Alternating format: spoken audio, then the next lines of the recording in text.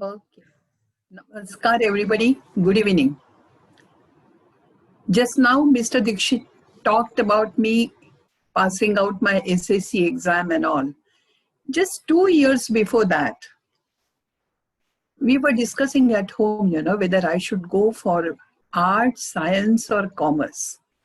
The thing is, science I didn't want to do. Commerce also was not my cup of tea. And I said, arts is something I don't even know painting or sketching or dance or anything. How can I do arts? Please remember, at that time, I was in 7th or 8th and I didn't know anything.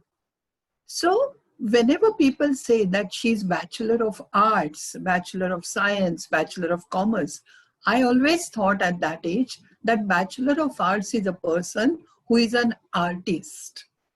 It took me quite some time to understand that even subjects like anthropology, economics, social science, politics, and all the languages come under the purview of these arts. Anyway, so I always wonder, if there is no art taught in BA course, why is it called BA, Bachelor of Arts? And that is something which I have yet to understand completely. So I was wondering, have you ever given any thought to what is an art? What do we call art? Now there is a definition. There, for everything in the world, there is some scientist who writes a definition for that particular thing. And this definition goes like this, that art is an expression or application of human creative skills which produce a work, that is, which produce what we call kalakruti, it could be anything, which gives the audience happiness and pleasure because of its beauty and its emotional appeal. So it is very important that it has to be beautiful and it has to have some emotional appeal. But I'm not going to talk about all the arts because as you know, in our tradition, that is Indian tradition, there are as many as 64 kalas. So 64 arts, but I might mention a few of them. For example, there is one called Raga Asava, how to make intoxicating drinks.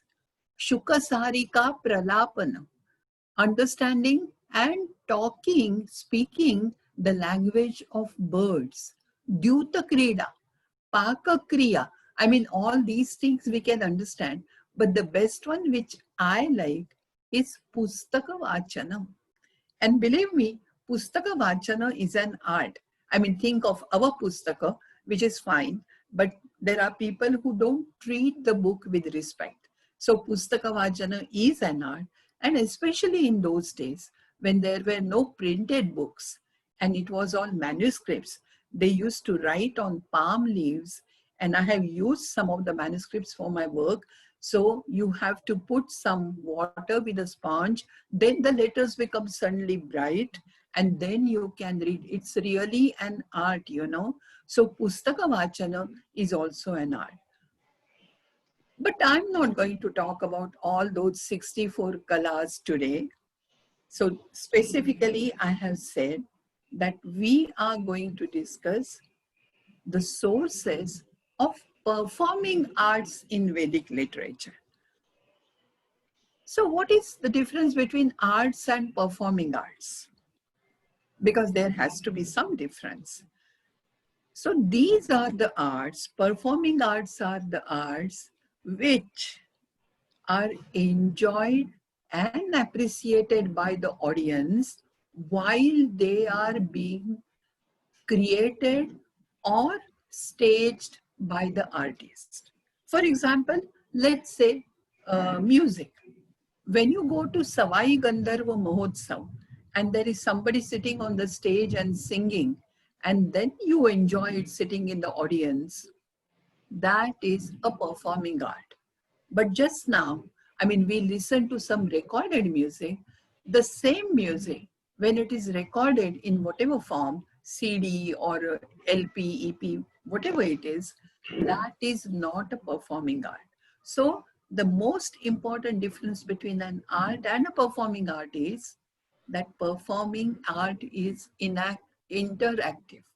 So just see, when the artist is singing, he is almost looking for some response from the audience, you know. And then the audience also is trained to give a wonderful, what we call dad or response to the singer. So performing art is interactive, and it is produced only when the program is what we say live, right? So a live program has life in it, and that is the difference. So which are the performing arts?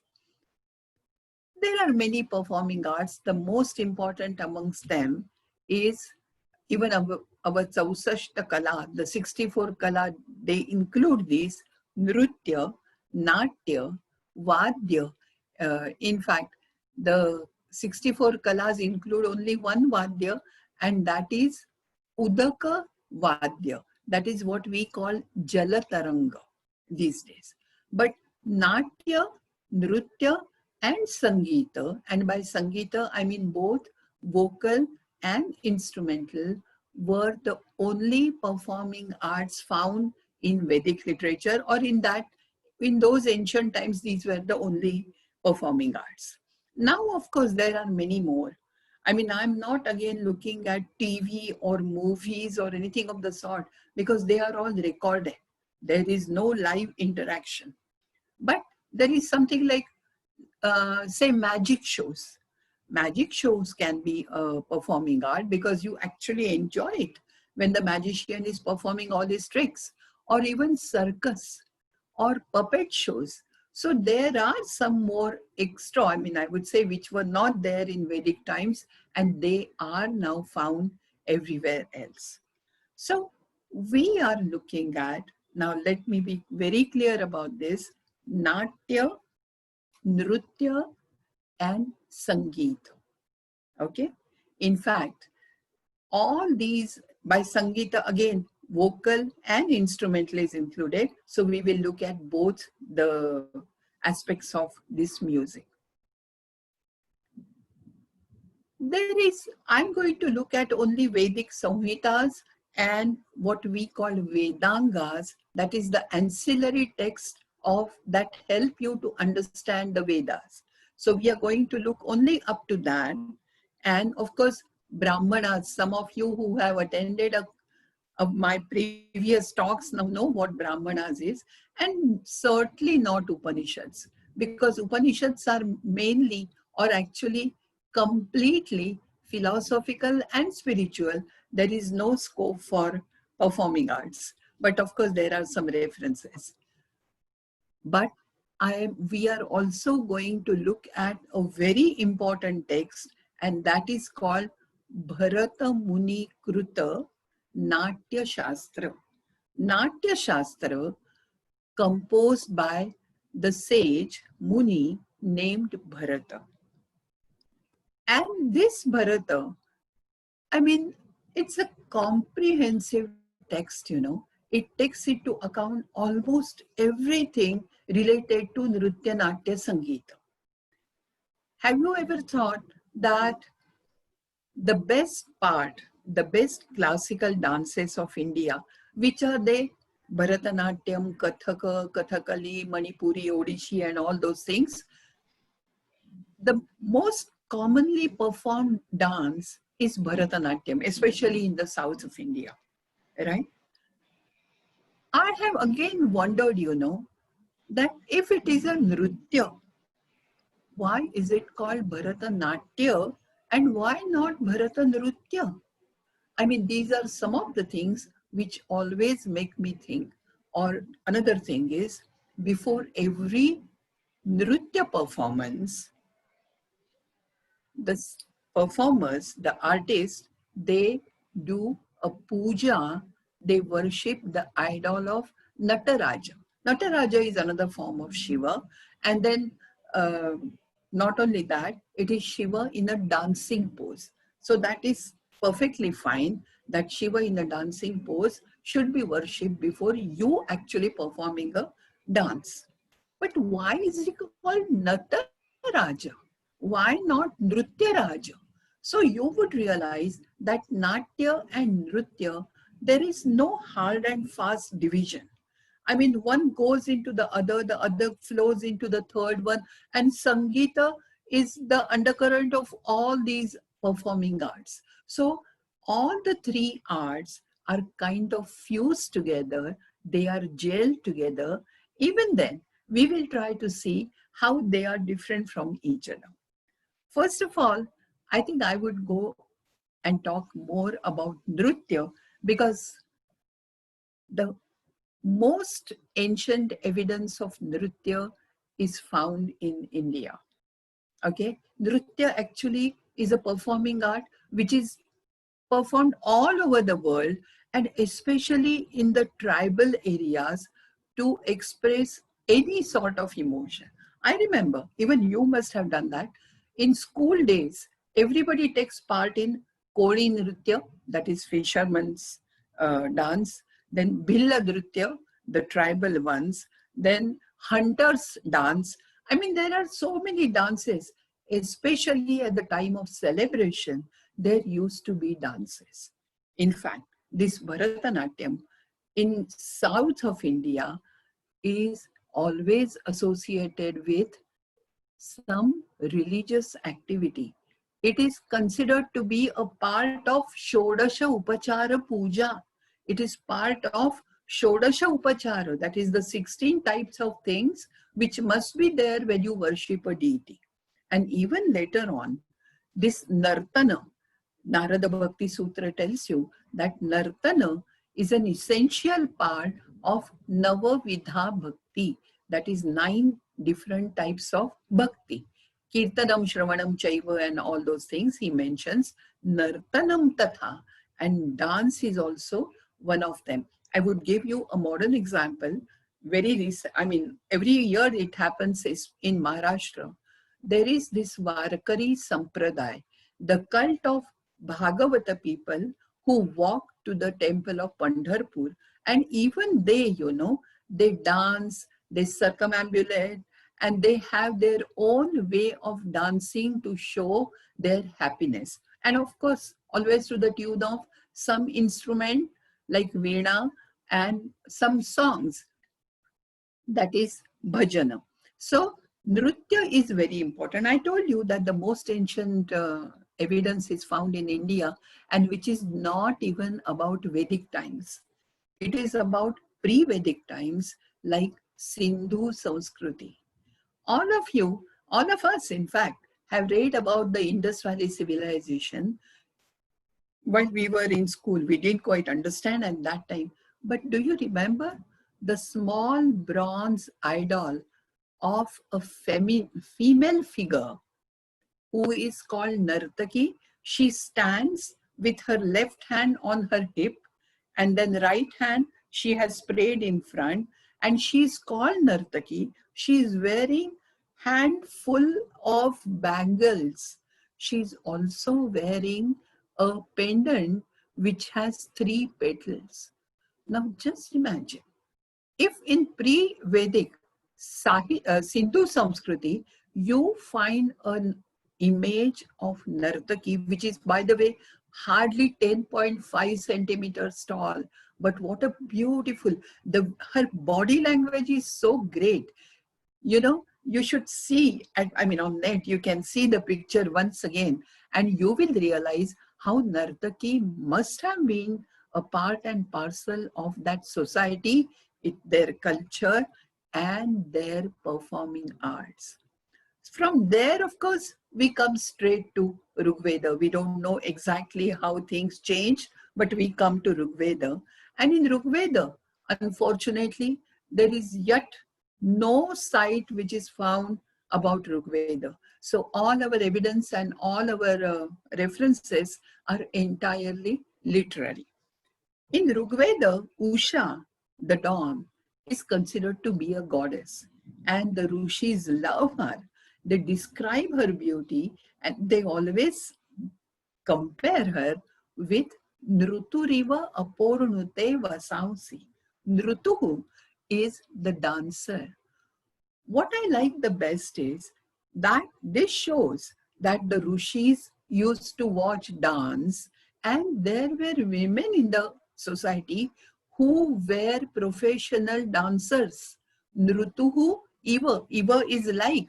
So Usha is compared to that. And therefore, we must, we can guess that the female dancers were part of the society. There are many other references also, but I want to give you more references from the ritual. When we come to Brahmana literature or even the Vedanga literature, what they do mainly is describe the various yajnas, because yajna was the pivot of our culture, pivot of our religion, and pivot of our philosophy also. Everything revolved around yajna. And in this yajna, you will find that along with all those mantras and praishas and whatnot, there is so much scope and room for performing arts. Mainly this dance. I'll give you an example. There is a yajna called Mahavrata. This Mahavrata is rich with performing arts, by the way. In Mahavrata, 8 or 15 maids, the word uses dasi, kumari. Kumari, virgins, which means young ones. These maids, there is a particular fire called Marjali here. We won't go into the details. They are supposed to go around this mound, around this fire, and dance. And how do they dance? You know what they do? They put a water pitcher, Udaka Kumbha, on their head. And of course, Udaka Kumbha, that is filled with water. And they hold it with their left hand. With the right hand, they pat their right thigh to the rhythm, of course. They go round and round around the fire. And at the same time, they keep singing, Idam Madhu, He Maha Idam Madhu, Hillu Hillu. Maybe to us, these words don't make much sense, Hillu Hillu and all. But does Yahoo also make any sense? Or does Atikya Khandala also make any sense? So forget about the words, but the most important part is there is dance.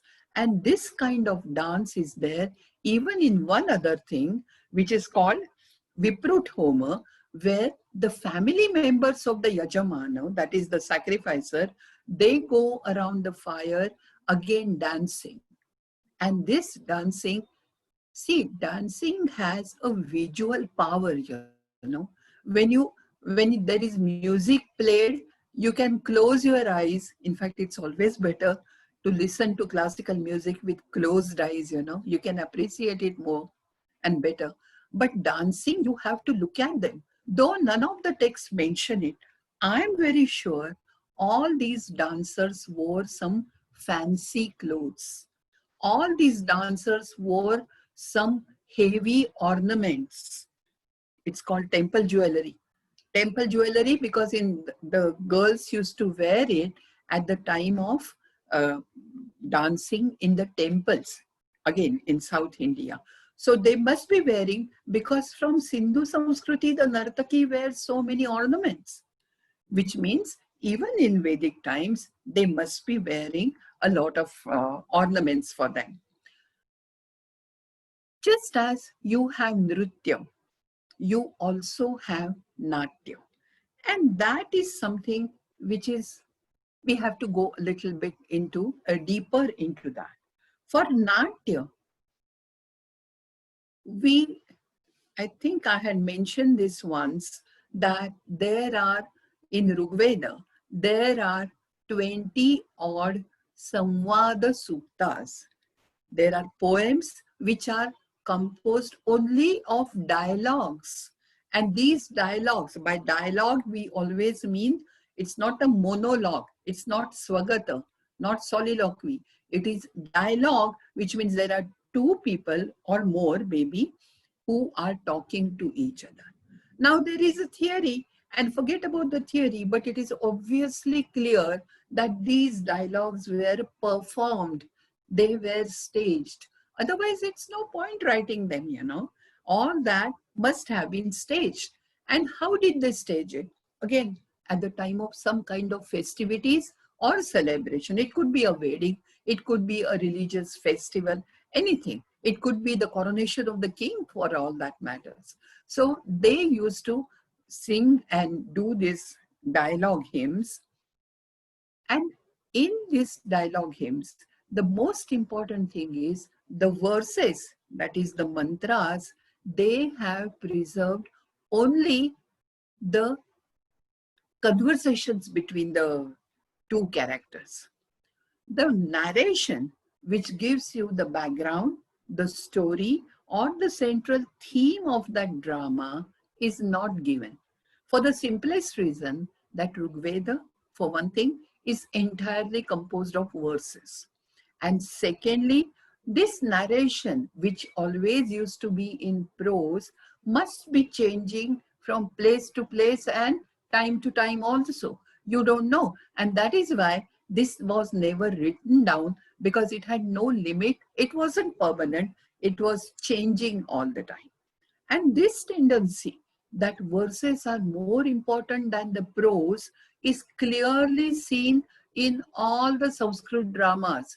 I mean, except for a couple of exceptions, you know, there is no Sanskrit drama which does not have verses. They all have verses, and verses are more descriptive and more important also for the story to go ahead. In fact, these dialogues, or that is Samvada Suktas from Rigveda, are clearly the source of Sanskrit drama. Once you accept this, you realize that just as you see Nritya in Rigveda, you also see drama in Rigveda, right? And once you know that this is drama, you understand its beauty. Why do you think you need drama? Drama is a part of our everyday life, you know. We act, we move our hands, then we say something, we move our body language, our intonation, all that is dramatic addition to our intentions, to what we want to say or do. And therefore, all this is important. This dramatic activity is very important. Now that I have told you that it is there in Rigveda, let's see how it is reflected in various yajnas. First, I will give you some small examples, and then we will go to the big ones. There is one, not yajna, but part of a yajna, which is called Viprut Homa. We know Homa. So Homa is offering something in the fire, in Agni.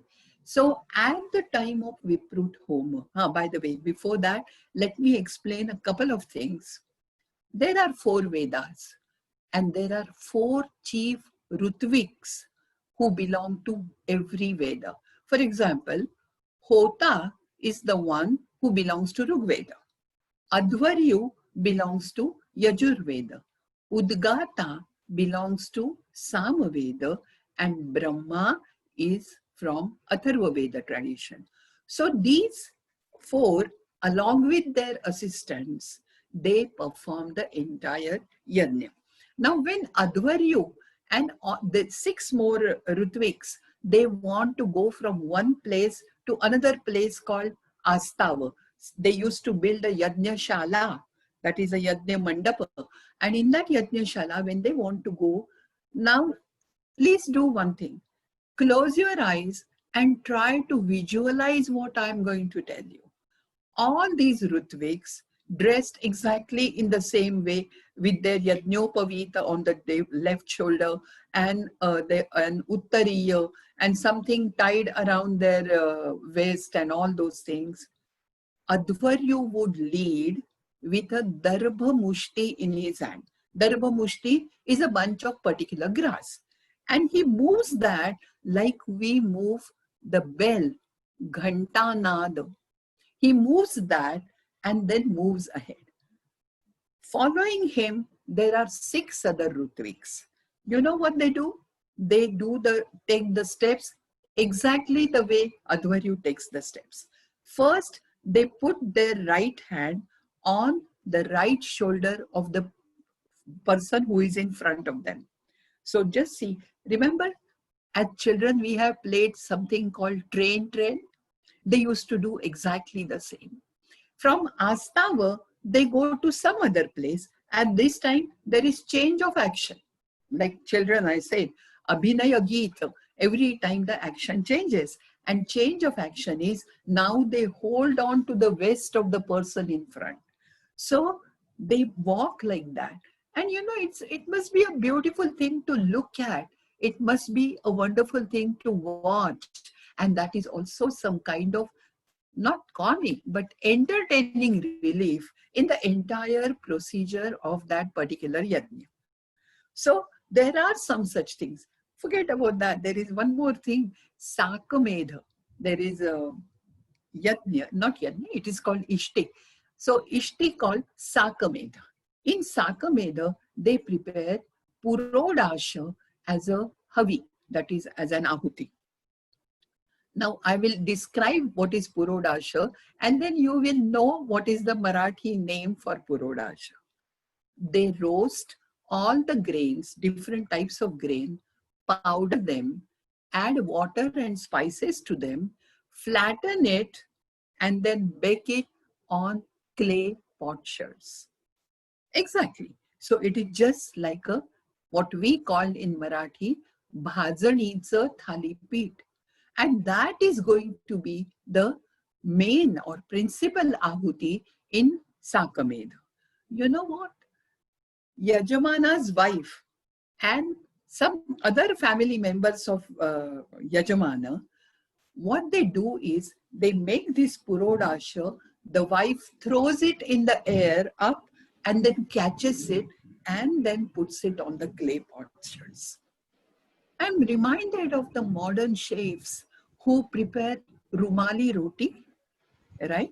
Or who also prepare pizza base. They move it in circles and then they throw it to each other and all those things. Just see how our ancestors did this, you know, and this is enjoyment. Yajna is not a punishment. You are supposed to enjoy it.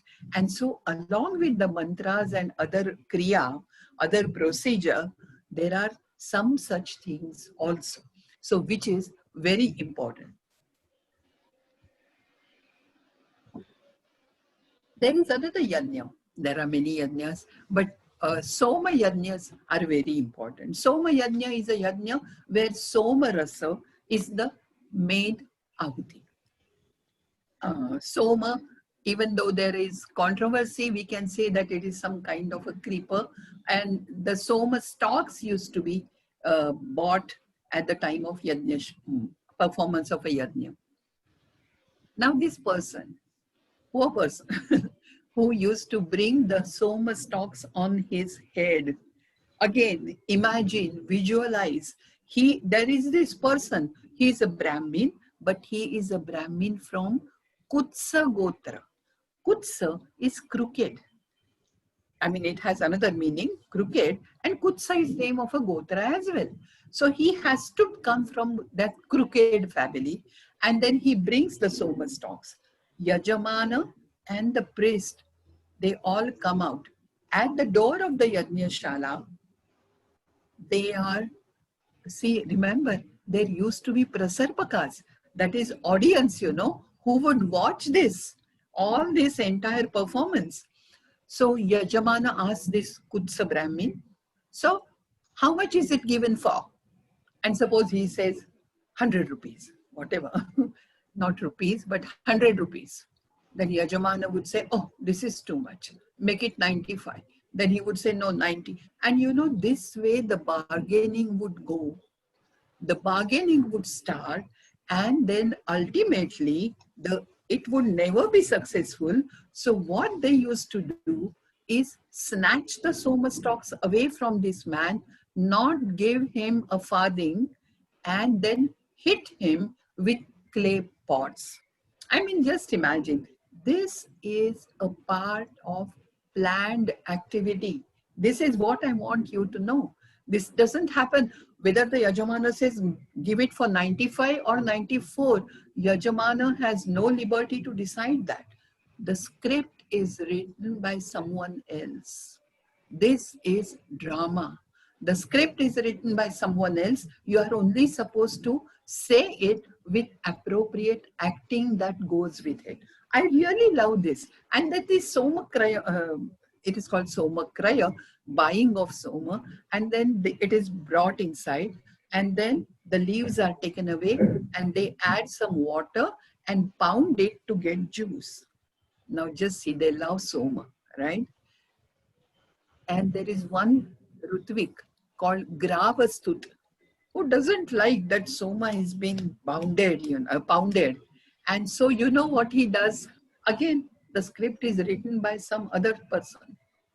He ties a cloth on his eyes because he said, oh my God, they are hurting my Soma. I cannot look at that. And standing with his eyes closed with a band of cloth, he starts saying things in that is ruchas or mantras in praise of Soma. Okay.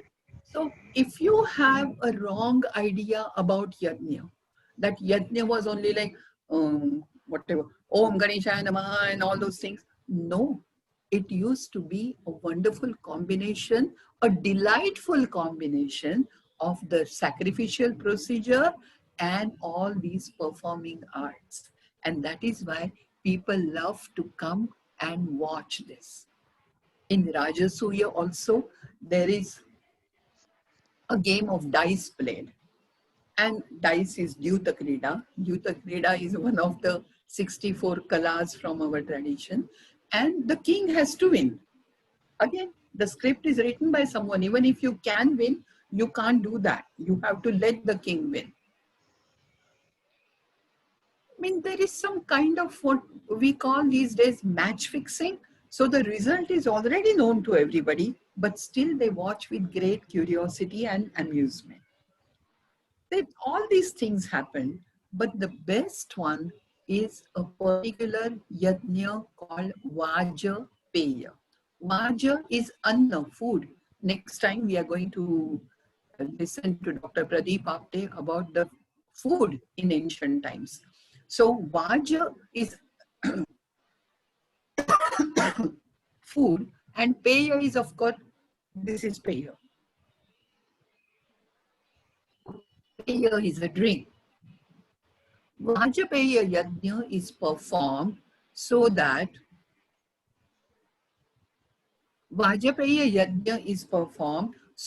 Yajamana gets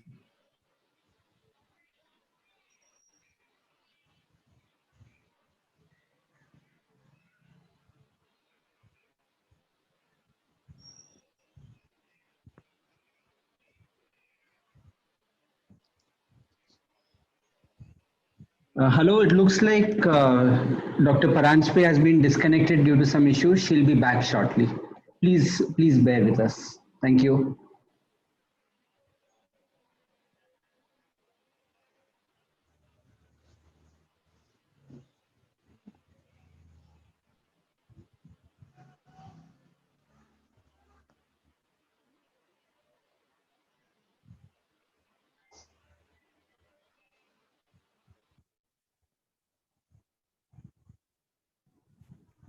Can you hear me now?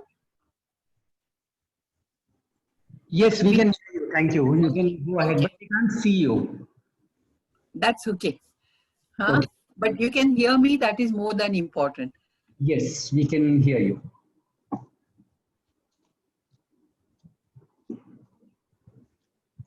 Please go ahead. We can hear you. No, we can't.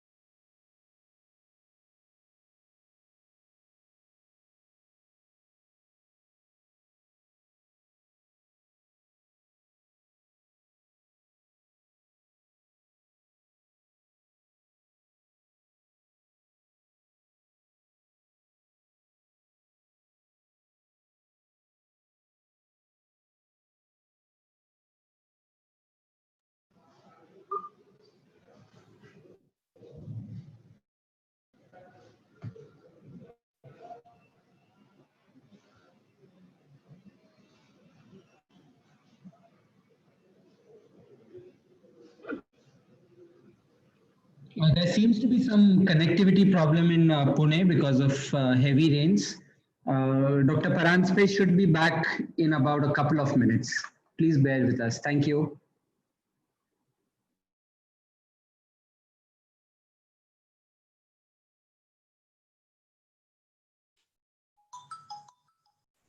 हा सुचेता, मी तुलाच phone करत होतो. हो, येत नाही आहे. Okay. हा. Otherwise, what we will do is we will schedule it for next week sometimes, if it is not going through at all. You know. बघूया नाही, but let us see if एक 5-10 मिनिटं बघूया. But otherwise, we will have to sort of keep the point. हो. बरं होईल त्या. It will बरं होईल. I also agree. Okay, let me see what I can manage. Okay, yeah, thanks.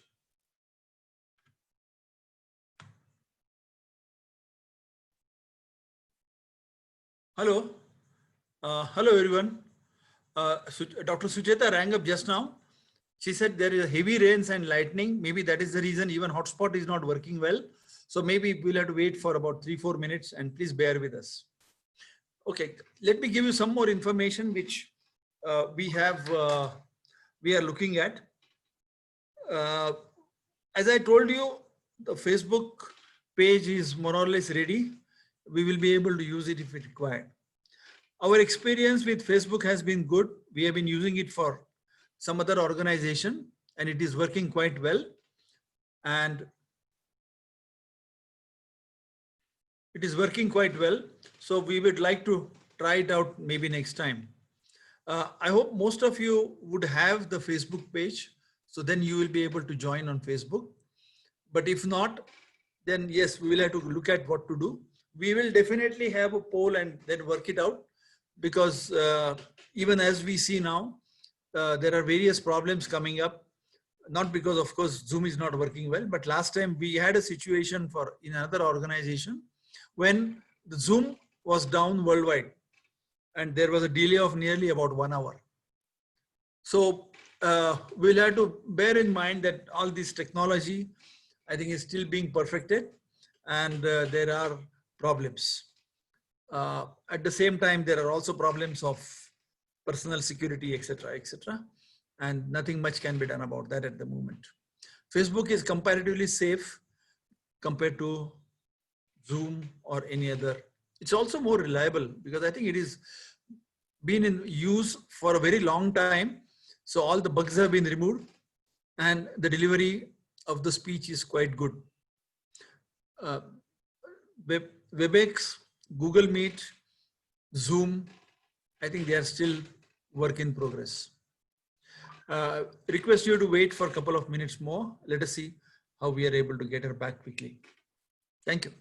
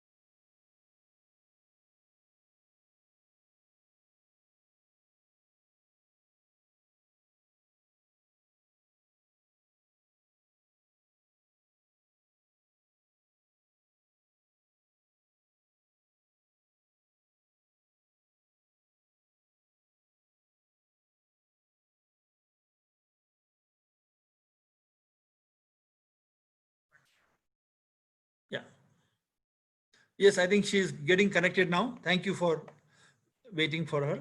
Thank you very much. I think we will start in a minute or so.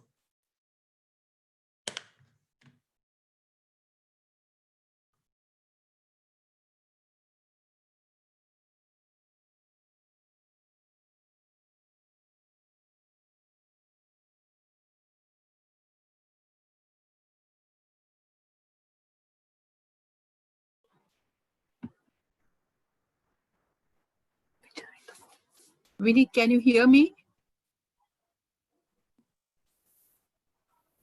Yes, we can hear you. You can please start now. Thank you. Okay. Okay. And sorry for this Vyatyay. Sorry for this breakdown in the system. I couldn't help it. Anyway, so coming back to Vajpayee, people who performed Vajpayee were supposed to have ample food and beverages in their house. Those who performed Vajpayee were called Vajpayee. We know our great leader Vajpayee. So that is how the word comes from. And in Vajpayee, there used to be a chariot race. And that chariot race, 17 chariots would come and then they would again run a race. And again, the Yajamana was supposed to win. Okay. So nobody else can win. 17 is a number which is very much loved by Vajpayee because there is everything. There is a ladder which has 17 steps. And on the 17th step, the Yajamana goes and then gives his hand to his wife who is standing on the ground and says, Jaye ehi swarlohavaha. Come over, O wife. Both of us will go to the heaven on this ladder. This is only symbolical, okay? I mean, please don't think that 17 steps will take you to heaven. But this is how it was done. But what is more important, I would like you to know is in 1955, one such Vajpayee Yag was performed on the grounds of SP College, Pune. Even today, there is a monumental column there which tells you that, which has a legend about the Vajpayee sacrifice. And what is the most important thing is there is a video of this Vajpayee Yajna which is for sale in, I think, Vedic Samshodhan Mandal, Pune. So you can find it out on net and just watch this, the whole thing is so dramatized. The whole thing is so theatrical that sometimes I feel that people must be forgetting what they have come for and they used to get drawn away in this chariot race and climbing and all those things. So this is how drama was a part and parcel of Yajna. The very fact that we talk about performance of a Yajna, the verb which is used even in English is called performance. And whenever there is a performance, theatrical tactics are used. There is Angika.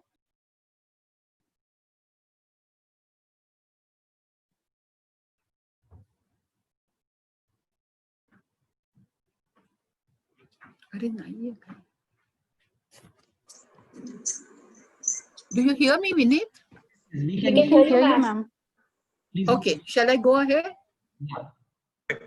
Go ahead. We are able to hear.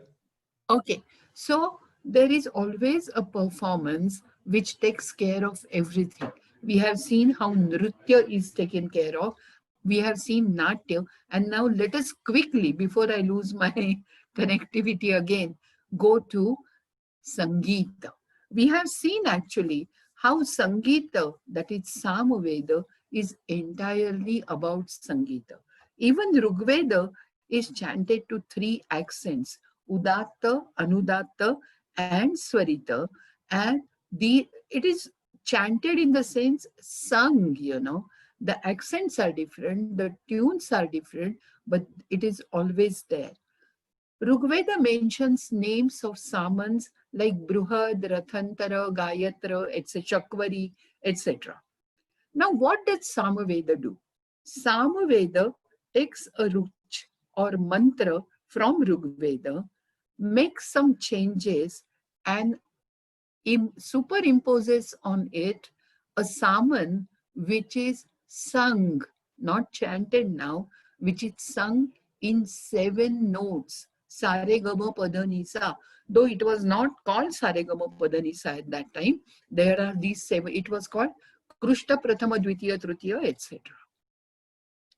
So the main and most important thing that Samaveda did was that it brought some changes in the mantra, in the Rigveda mantra. And what were the changes? There was Vikara, Vikarshana, Abhyasa, Stobha, Lopa. We won't go into the details, but how a Saman is to be sung is amazing. Udgata, along with his 3 assistants, Prastota, Pratiharta, and Subramanya, the word Subramanya comes from Veda. So, and the Subramanya, they 4 sing it together. A Saman is divided just as a classical raga or classical cheese is divided into Sthai and Antara and Aroha and Avaroha. A Saman is divided into 5 divisions: Prastava, Udgita, Pratihara, Upadrava, and Nidhana. Prastava is the beginning. I have said it over and over again maybe, but I always feel, just see how our language also dates back to Rigveda. When we start something, we say, this minister, he came and prastav dila. He gave a prastav, a proposal. Why does he say prastava? Why do we say prastava? Because prastava is the beginning of a sama. And sama is like a raga sung on a mantra. Even the word nidhana. Nidhana is the last one where everybody joins in. And this nidhana, where not only the priest, but even the wives of all the priests join in. It's something like a chorus, and that marks the end of the Saman. Precisely the reason why when we say that somebody passes away, we say Mr. and Mrs. So and so, यांचे निधन झाले. The word nidhana literally has nothing to do with death, but it is used in this fashion because that is the end portion of Saman. There is so much which we can say about all this, but because of this disturbance of 5-10 minutes, I think I would also try to wind up. Even another word called stoma. We use the word stoma mazavne. That is to make, just बोलते हैं ना, पतंगड़, बात का बतंगड़ बन दिया. I mean, to make a big thing out of nothing. That is a Samavedic tradition. They take one mantra and make 5 mantras out of that. Imagine. And these 5 mantras, so originally the mantra is 1, and then suppose there are 3 mantras, they make 15 mantras out of that, and that is called Panchadasha Stoma. And that is why when something is exaggerated, we still use the word stoma, which dates back directly to Samavedic times. So just imagine how our culture, how our language, how our arts, everything comes straight from the Vedic literature. Now, I also told you, there is one thing which we must know. There is this Mahavrata. I talked to you about Mahavrata, where the Dasi Kumari, they go around the fire dancing. In Mahavrata, on one particular day, Hota, belonging to Rigveda, at night, they tie a gedukha or prankha, that is a swing, to a tree. He sits there and all through the night, he keeps chanting 1,000 mantras. So this is singing, he's sitting on the prankha, the swing, and then singing all these mantras. It must be a beautiful sight. And this, like I said, it is kind of an entertaining relief to all those people.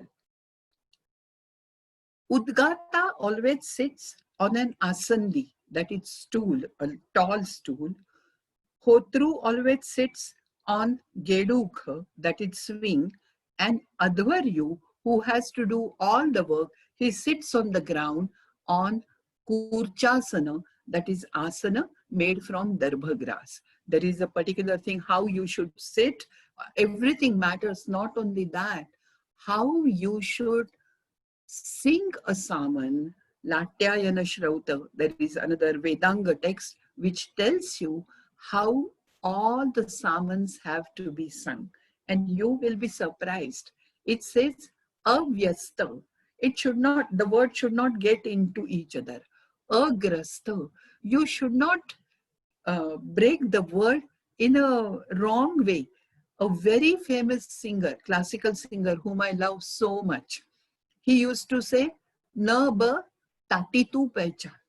And I always wonder what is tati. And then one fine morning, I realized that it is na batati tu pehchan. So how you break the words also matters a lot. Then it must, the word, it says, adanta dhavan. Your teeth should not be put, or they should not be ground against each other. Otherwise the sound doesn't come well. Then thirdly, it says, urasi pratishtitam. Your swar must come from your chest.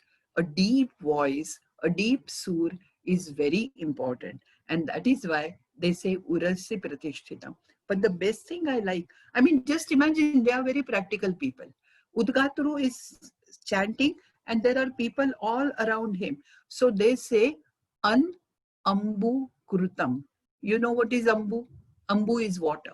And they say, while you are chanting or singing the saman, there shouldn't be water coming out of your mouth. That is, you shouldn't be, your saliva shouldn't be sprayed on other people. It sometimes happens with all of us, but this is also taken care of there. Now, I told you that there are different types of vadyas, right? There are three types of vadya or instruments. One is tata, which is percussion instruments. The other is tantri, which is like veena and all stringed instruments. And the third one is sushira, with a hole like venu or flute or shehnai, whatever. Now, these three are the only types of instruments that are possible. In fact, even Ramadas Swami in 17th century, he has said, Nrutya Sahitya Gita Sangita Nana Vadye Ghana Tanta Vitanta Lubdha Zahale Santa Mahanta. So just imagine, up to this day, till the electronic sound came in, you know, unfortunately the electronic sound came in, these were the only Vadyas. But there is one very important veena. There are different types of veena. Aghati, Ghatalika, Pichola, Kapishirshuni, Sheela, this, that. You just cannot imagine. But these are actual veena, that is stringed instrument. There is another veena which is called Gatra veena. Now Gatra is body, as we all know. And what is Gatra veena? The Vedic texts tell you, Prasarya Changuli Sarvaha. You have to hold your hands while singing on your knees, and you have to spread your fingers and then show the swara on the parts of the fingers. This is done even today, right? This is done even today, and this is what they call Gatra veena. But the word used is Prasarya Changuli Sarvaha Ropayet Swara Mandalam. You should impose Swara Mandala on that. And I believe, you know, that the word Swara Mandala, which many of our classical singers use, must have been taken from this Vedanga. Otherwise, there is no other way of calling it Swara Mandala. I told you there are different types of Venas. One of them is called Vana. Now, what is Vana? It's a different type of Veena, but the most important thing is Taittiriya Samhita, that is Yajurveda. Yajurveda tells you Vanaha shata tantu bhavati. Shata, 100. Tantu, strings. So what is it? It is santur, which has 100 strings. Now just imagine, I mean, Pandit Shivkumarji Sharma, of course, must be aware of this, but do we know anything? We just don't know, about all these vadyas and all. And I have realized that this tradition of performing art has been coming down from Vedic times to modern times. That is one thing. But even in our mythology, there are many gods who are always shown with a musical instrument. And then there are these three different types of instruments I talked about. And these three gods, just imagine. Krishna, he is always there with his flute, right? Venu is supposed to have the most, the purest swar, and therefore Venu, he always has Venu. Then Saraswati, have you ever seen an idol of Saraswati without Veena? Veena, Vadini, and all the names are also there. So stringed instrument is there. And can you guess who is the third one who has percussion instrument? Of course, it is Shiva, who always has Damaru in his hand. So all our gods and goddesses also have these instruments. There is so much we can do, and we can read, and I'm sorry about this break, even I lost the link. But in the end, I want to say something very different. I told you that this is entertainment, fun, leisure, happiness. But what is all art ultimately meant for? If you ask me, just before the thing began, our talk began, the technical guy had put on some classical music. I closed my eyes and I realized that all the stress is going away, and it was almost like meditation. In fact, there is meditational music nowadays. Most of them play flute, or most of them play very soft music to the accompaniment of water sound, flowing water sound. So just imagine the ultimate aim of performing arts, whether it is nritya, whether it is natya, or whether it is sangeeta, is something very different. I said sangeeta, so I'm reminded of these days, just before the wedding, there is a entire ceremony called sangeet. And what is that sangeet? It is dance, a lot of drama in it, and music. So the tradition goes on, and it will keep on going till the end of this world. I'm very sure of that. But the ultimate aim of any art, according to me, is not ritual, but it is spiritual. It gives you great relaxation and peace of mind. I remember when I was in college, I had gone to BJ Medical College Art Circle, where Ravi Shankar ji was supposed to play sitar. And before he started playing, he talked a little, about 5 minutes. And there he says, Indian music is very different. We all are proud of our music tradition. And he said, the Western music, it gives you rhythm and happiness to your body. See, when the dancing tunes start, you start tapping your feet. And he said, when Indian music starts playing, what happens is it relaxes your mind. So it is body versus mind. And therefore, all these performing arts, right from Vedic times to Sangeeta of today's wedding, they aim at relaxation and peace of mind. And that is why we enjoy them the most. Thank you. Thank you very much. I'm ready for questions.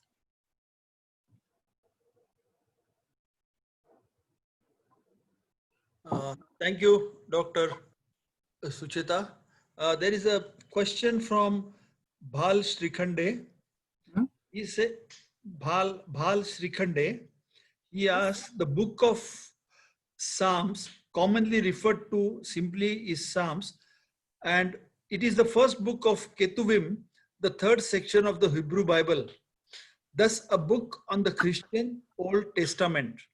And it is pronounced as Psalm, exactly like what we call The spelling is different. The spelling is different, yes. P-S-A. P-S-A-L-M-S. Yes. I know, I'm aware of that. But you know, there is only, sorry? Do you have any comment on that? That's Yes, I would just say that there is what we call Nama Sadharmya. The two have nothing to do with each other. And Sama is a way of singing the same mantra in a classical tune. In fact, in Samaveda, there are two big texts which are called Gana Granthas, and they give you the notation of all the Samans. In fact, these notations are according to the Indian tradition, but there was one Shastri called Dravid Shastri. He worked in Deccan College, Pune, and he has what, I don't know exactly how to describe it, but he has given the Western musical notations for Samaveda. How that can be? How that can be sung to Western tunes also? I mean, it is the same, only the tunes are given in Western.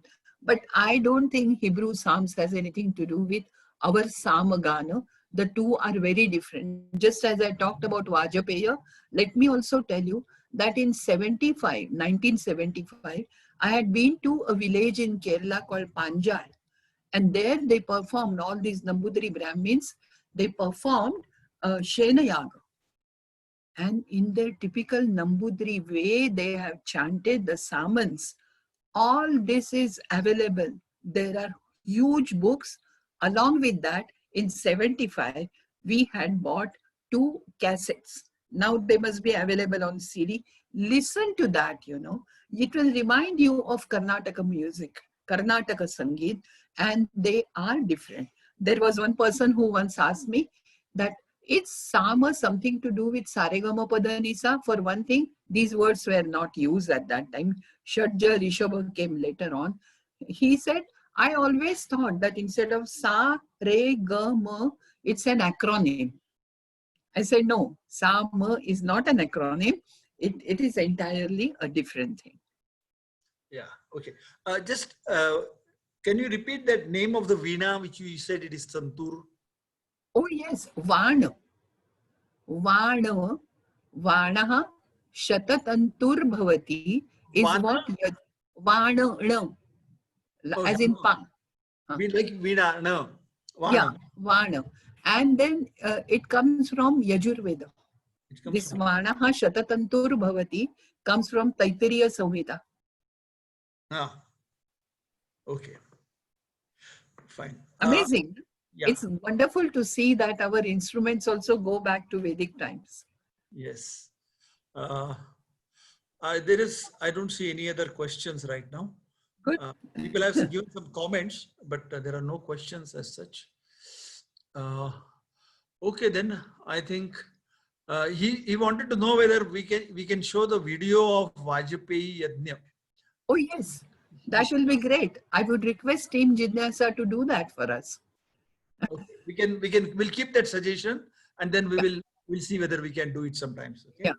Definitely. And if we are going to show that, I would also give a running commentary to that, which will explain the different procedures. Oh, that will be fantastic. I think people will love So it. that, yeah, and then we can appreciate it more. Yeah, they will love to have that sort of a commentary, and we'll definitely look at that. Okay. Okay. So thanks a lot, Dr. Sucheta, and thank all of you for joining today. We hope you enjoyed it, and the next program is on food, not food technology, but on food, different types of food and how it developed. So we will give you the details in the next maybe 3 or 4 days. Thank you very much. Thanks a lot. thank you, everybody. Thank you for not only attending, but waiting patiently when my connectivity was completely lost. Thank you and good night. Good night. Good night, everybody.